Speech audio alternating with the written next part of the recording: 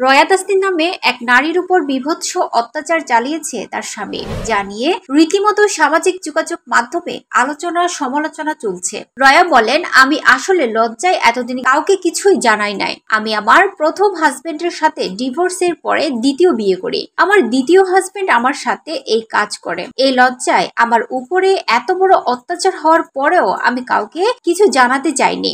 এখন আমি নিরুপায়। আমি বেঁচে থাকতে পারবো কিনা এটাও আমি আর বুঝতে পারছি না।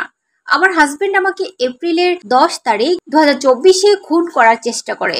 সে ছুরি দিয়ে আমার চেহারা কাটে, আমার ড্রেসিং টেবিলের ভারী কাঠের টুল দিয়ে আমার মুখে বাড়ি দেয়, হাতে চেন পেঁচিয়ে সেটা দিয়ে ঘুষি দিয়ে আমার মাথা ফাটায়। আমার চেহারা সে নষ্ট করে দিয়েছে। আমার নাক ভেঙে যায়, নাকের কোনো হাড্ডি ছিল না। মুখের উপরের চোয়াল ভেঙে যায়, বাম পাশের দাঁত নড়ে যায়, মাথার হাড্ডি বের হয়ে আসে। তারপরও আল্লাহ আমাকে বাঁচিয়ে রেখেছেন। আমি আজ বেঁচে আছি। আমার বেঁচে থাকার কোনো কথা ছিল না। আমি 20 দিন হসপিটালে ছিলাম এবং আমার 2টা সার্জারি হয়। এখনো আমার অনেক ট্রিটমেন্ট বাকি। আমার হাজবেন্ডের নাম রনি। সে এরাবিয়ান বোরকা কালেকশনের মালিক। তার অনেক টাকা, অনেক ক্ষমতা।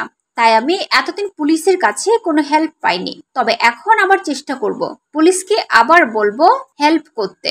এখন যখন নতুন সরকার আসছে, আমার এত বড় ক্ষতি করার পরও রনি এখন আবার আমাকে খুন করতে চায়। ফোন দিয়ে বলেছে এবার আমার মুখে এসিড মারবে। বাসার সামনে দাঁড়িয়ে থাকে। সবার সাহায্য ছাড়া এখন আমার বেঁচে থাকা কঠিন হয়ে গিয়েছে। মরেই যদি যায় তবে সবাইকে জানিয়ে মরবো, আর কিছু করার নাই।